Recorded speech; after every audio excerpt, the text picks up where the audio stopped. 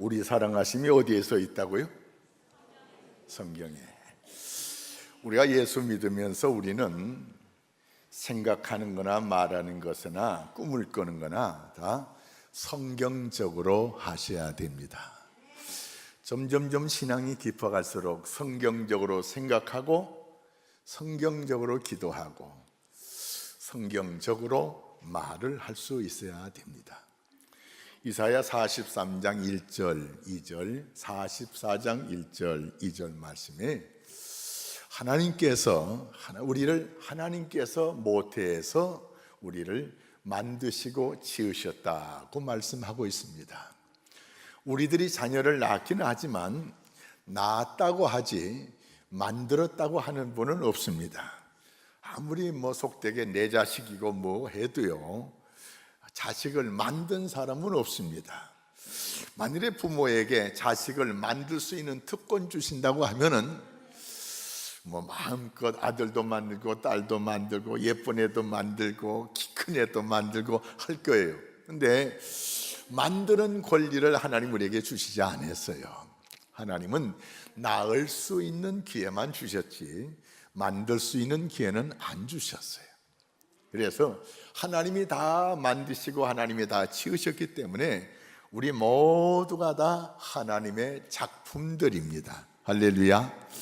하나님, 제가 그린 그림은 돈 10,000원에 사가라 해도 사갈 사람 한 사람도 없을 거예요. 근데 고호가 그린 그림은 이건 억 단위, 수십억 단위가 됩니다. 그림을 그려도 누구가 그리냐에 따라서 그냥 쓰레기통에 들어갈 그림도 있고, 어떤 사람은 수억을 줘도 안 파는 그런 그림을 그리는 사람도 있습니다. 중요한 것은 누가 그리고 누가 만드느냐에 따라서 가치가 달라집니다. 우리는 모두가 하나님이 만드셨기 때문에 천하를 준다고도 해도 바꿀 수 없는 아주 존귀한 존재가 됐습니다. 할렐루야. 천하를 주고도 바꿀 수 없는, 지금 내가 가지고 있는 재산이 얼마 될지 몰라도 그 재산 가지고 우리를 평가하는 것이 아니고 하나님이 나를 만드셨다는, 나를 만드신 하나님 때문에 우리의 평가가 대단히 높아진다는 사실을 기억하시기 바랍니다. 오늘 어린이 주일이지만 천하보다 귀한 분이 오셨습니다. 옆에 계시면 인사할까요? 아이고, 천하보다 귀한 분이 오셨네요. 얼굴 보고 평가하지 마시고 가진 거 보고 평가하지 마시고 배우의 하나님이 만드신 것을 평가하셔야 됩니다. 할렐루야. 이제 유아 세례 줄 때 아이들이 오고 광고 시간에 아이들이 쭉 올 겁니다.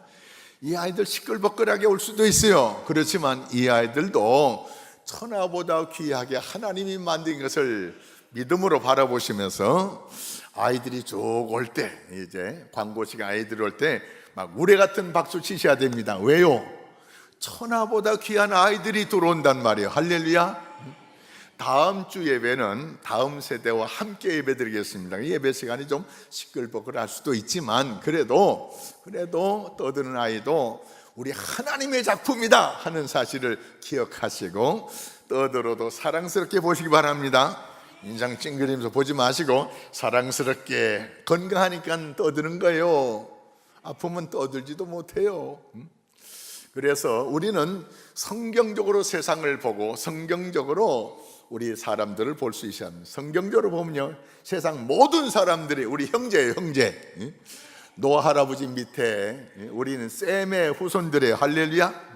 백인들은 우리보다 촌수가 2촌 많아요. 2촌 떨어졌어요. 흑인도 떨어졌고, 우리 황인종들은 모두가 다 셈의 할아버지야, 자녀들입니다. 셈의 할아버지. 또 하나님이 만드신 작품들이고 하나님이 만드신 하나님의 자녀들이고 또 셈의 후손들이고 하기 때문에 우린 다 친척간입니다. 할렐루야. 몇 촌간인지는 모르겠어요. 그런데 아무리 따져봐도 만촌 안에 다 들어갈 것 같아요. 만촌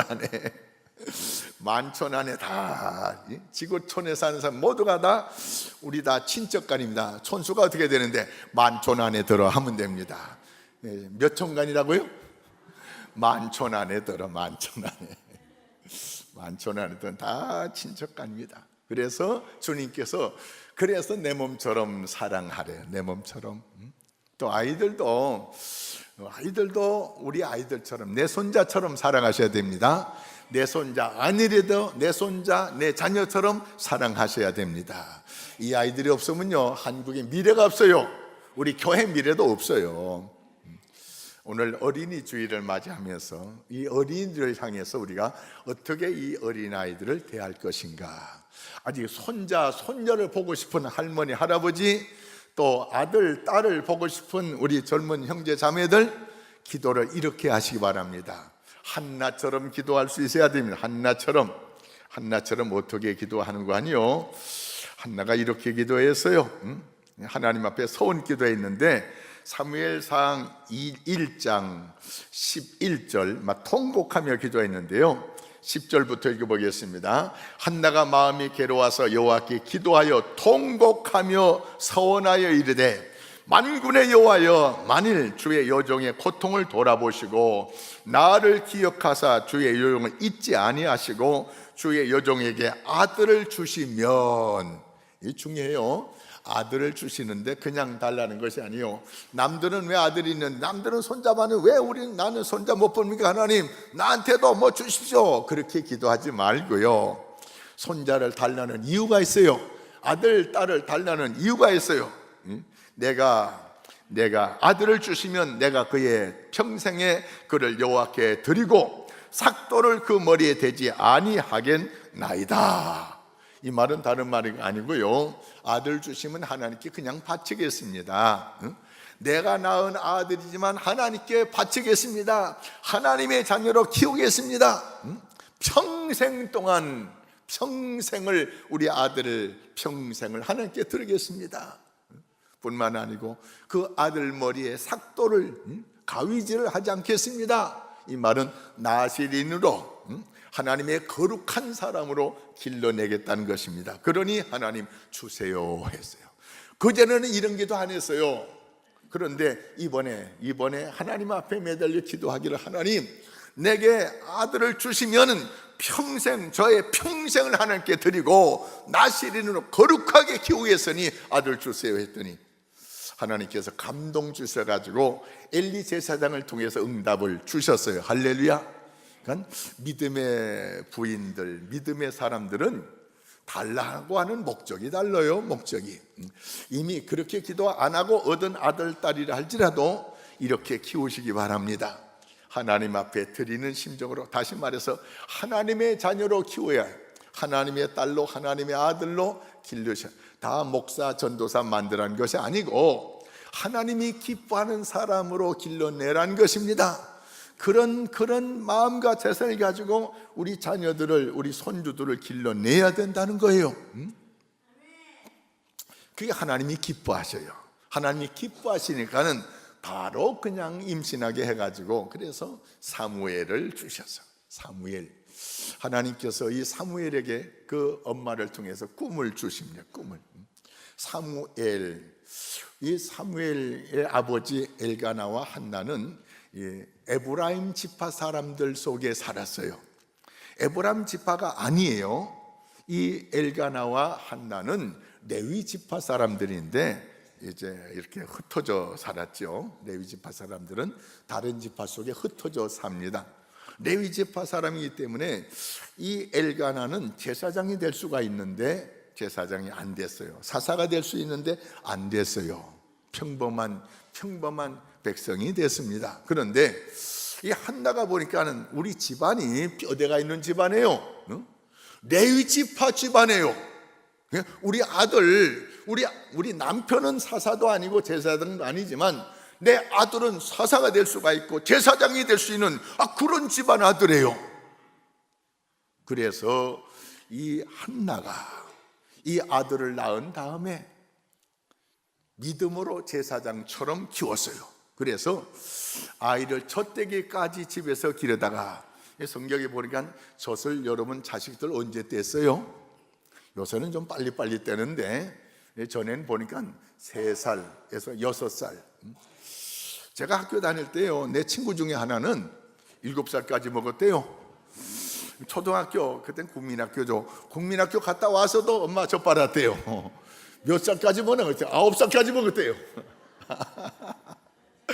하여튼 이 한나가 이 사무엘이 젖을 뗀 다음에 3살 땐지 3살 때는 아닌 것 같고 6살 때 조금 더 먹였나? 더 먹였으면 7살, 8살까지 먹였나? 하여튼 그 나이에 젖을 떼면서부터 이 사무엘을 엘리 제사장 실로에 있는 성전에 갖다 맡겼어요.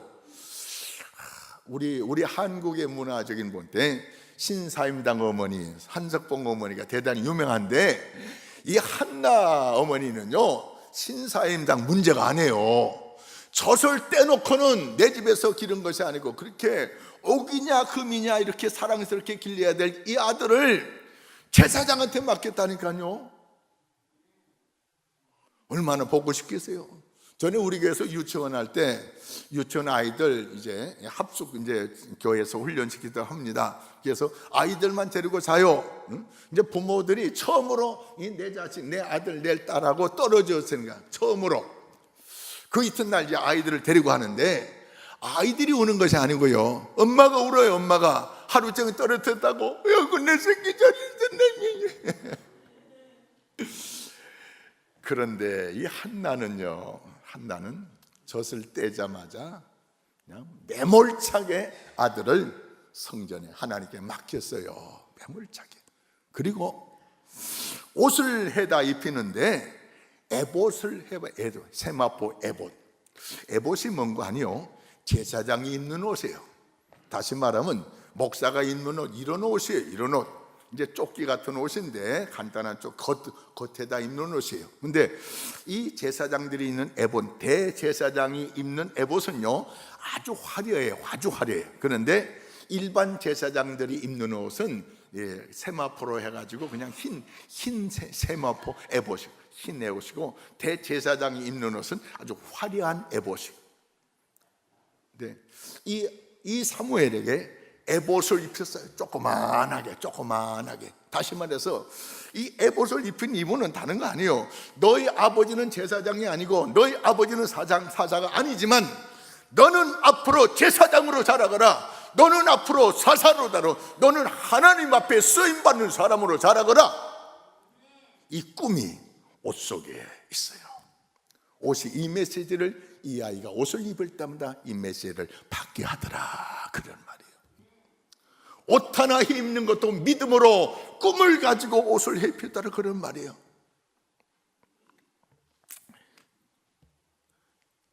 설교 준비하다 보니까는 이런 이야기를 하나 있어요. 탈무드에 나오는 이야기인데요, 어떤 어머니가 옷가게 가서 옷을 한 벌 샀어요.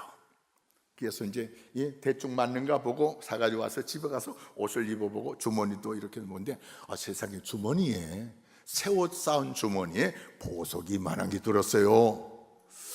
이거 갖다 줘야 됩니까? 내 거 해야 됩니까? 모르고 이 주인, 그 가게 주인이 자기 보석을 급하게 여기 넣어놓고는 잊어버려가지고 옷을 팔아본 거예요. 보석이 보니까 아주 비싼 것 같아요. 여러분, 갖다 줄래요? 내가 할래요? 자, 하고 싶은데 또 하고 싶어가지고 이거 그냥 공짜로 생기니까는 이거 웬 떡이야 하는 식으로 처음엔 내 것으로 삼았는데, 가만히 생각하면 이 보석 주인이 이 보석 찾느라고 얼마나 고생하겠나, 그런 생각이 들기도 하고, 그래서 내가 가지고 싶기도 하고 줘야 되기도 하고, 그래서 이 혼돈이 돼가지고, 그래서 그 당시에 랍비한테 갔습니다. 랍비님, 내가 옷을 한 벌 샀는데 보석이 주머니 들었어요. 이건 내가 가져도 됩니까? 이 랍비가 하는 말이, 당신 돈을 낼 때 옷값을 내서 보석값을 내서 옷값만 냈어요. 그럼 보석값 안 냈잖아. 갖다 줘야지. 아이고, 괜히 물었다. 그냥 내가 가질 수도 있는데 이제 공개적으로 알아버렸어요. 안 갖다 줄 수가 없어요. 근데 이 랍비가 이런 말을 합니다. 이 보석을 갖다 줄 때 당신 혼자 갖다 주지 말고, 자녀가 몇이야? 셋입니다. 고대 세 아이를 데리고 가서 세 아이 앞에서 보석을 주인한테 줘라. 그리하면은 보석값보다 더 귀한 그런 복을 받게 될 것이다 는 것입니다. 사랑하는 성도 여러분, 슬쩍슬쩍 남이 안 보고 뭐 그냥 생긴 건데 뭐 할 수 있어요. 근데 하나님은 아시잖아요, 그죠? 하나님은 아시고. 하여튼 이 한나는 자녀를 기르는데 하나님 앞에서 길렀어요.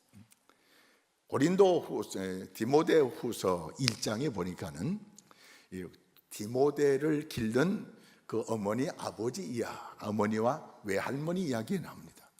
유니게와 로이스가 나오는데 그 사도 바울이 이 디모데에게 편지한 내용 중에 조상적부터 내가 물려받은 청결한 양심과 거짓 없는 믿음이 내 속에 있는 것을 알았는데, 이것은 내 것이 아니고 너희 조상 때부터, 너희 외조모로부터, 너희 어머로부터 물려받은 것이 바로 그분들이 물려준 것이 청결한 양심과 거짓 없는 양심이에요. 거짓 없는 믿음이래요.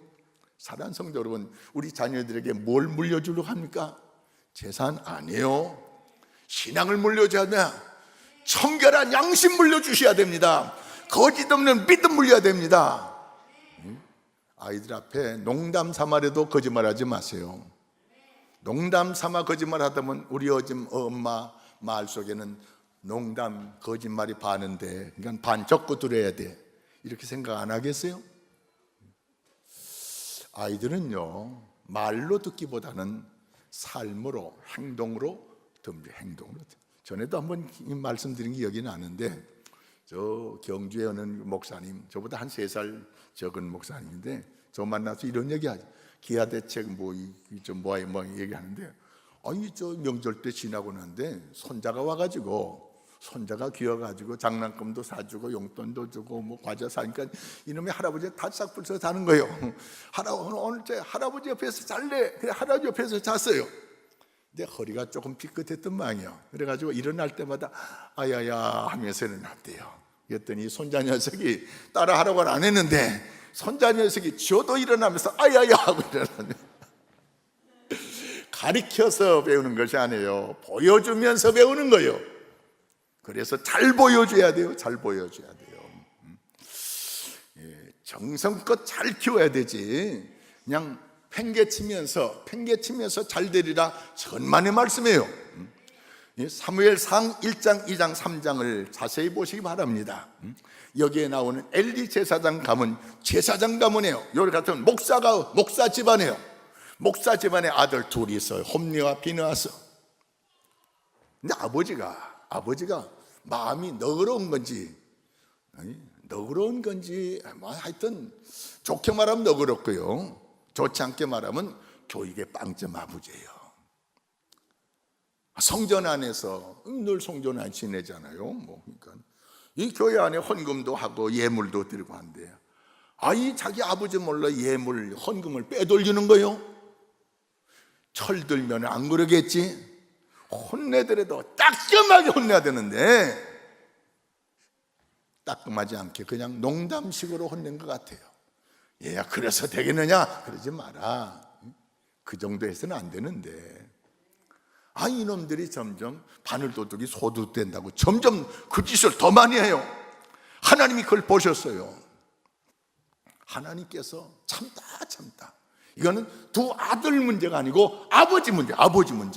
그래서 하나님께서 이 엘리 집안을 치시는데, 두 아들 전쟁터에 나가서 하루에 다 죽게 하고 아들이 죽고 법계 빼앗겠다는 말을 들은 엘리는 넘어져서 목뼈가 부러져 죽고 이 집안이 완전히 폐가 됐어요. 자식 교육 신앙으로 잘못해가지고 엘리 집안은 망했어요. 자식 교육 신앙으로 잘못 시키면 망할 수 있다는 사실을 경고적으로 주신 말씀 아니겠습니까? 망할 수 있어요, 자식 교육 잘못. 그러나 한나처럼 잘 기르면 집안이 왕성합니다. 한나가 그렇게 참 귀하게 달라고 해서 줬더니 정말 말대로 그 얘기한 대로 그냥 하나님께 바치는 거예요. 오늘 봉독한 말씀 보니까 이 한나가 아들 하나 줬는데 그걸 하나님께 다 바치고 그러니까 또 집에 아들이 없잖아요. 하나님께서 너무나도 기특해가지고 그 다음에 아들 몇 줬어요? 아들 셋 줬어요. 딸은 몇 줬어요? 둘 줬어요. 5이나 줬어요.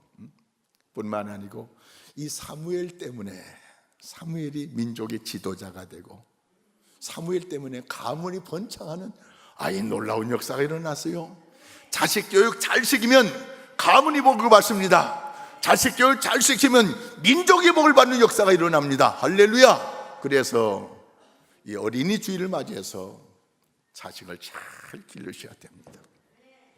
저희 집사람은 꽃을 키우다 보면 그 꽃에 관한 얘기가 있어요. 꽃에다 물 주는데도요, 어떤 사람은 싱싱한데도 가져가서 죽이는 사람이 있고 시들시들한데도 가져가서 잘 살리는 사람이 있대요. 근데 어떤 사람이 과학적으로 이걸 확인했어요. 했는데 꽃을 잘 죽이는 사람, 물을 줘도 죽이는 사람이 있어요. 물을 줘도 죽는 사람이 있어요. 부부싸움 하거나 다른 사람하고 이제 신경질 부리고 와가지고 기분 나쁜 상태에서 물을 주면요, 물한테 물 줘도 이제 곱게 잘 자라가라 이런 거 아니요. 물이나 처먹으라는 식으로 물 주면요, 이게 죽는데요. 부모들이 자식들한테 젊은 우리 자매들이 젖을 먹이는데 부부간에 싸우다 보니까 남편은 화나가지고 나가버리고, 부부가 싸우니까 애는 징징 울고 징징 배고파서 우는 것 같아요. 근데 아이고 요 새끼 없으면은 다시 시집 가겠는데 요것 때문에 시집 못 가는 거예요. 울긴 하지 우는 거 달래려고 이제 젖을 먹입니다. 니만 없으면 새집 가는데 니 때문에 한다. 요렇게 미운 마음 먹고 젖을 먹으면요, 이 젖이 아니고 독약이랍니다. 독약이래요. 이 과학적으로 인정이 됐어요. 제가 그냥 얼렁뚱땅 얘기하는 것이 아니고 이게 과학적으로 증명이 됐다 이 말이에요. 의학계에서 인정하는 말이라 그런 말이에요. 사랑하는 성도 여러분, 지구촌 얘기했습니다. 지구는 다 하나님의 집입니다. 이 세상에 사는 모든 사람들이 하나님의 자녀들입니다. 자녀들. 내 자녀 없다고, 내 손주 없다고 좀 애들이 좀 방정맞게 좀 버러지 떠든 거 한다고 이놈들아 조용해라 안 해요. 내 손자라면 이놈들 하겠어요? 안 해요. 이 세상의 모든 어린아이들, 이제 60 넘어가신 어른들은 이 세상의 모든 10세 미만의 아이들은 다 내 손자라고 생각하시 바랍니다. 한번 따라하겠습니다. 이 세상에 10살 미만의 아이들은 60 이상 되신만 따라하세요. 내 손자요. 내 손녀다. 내 손녀다.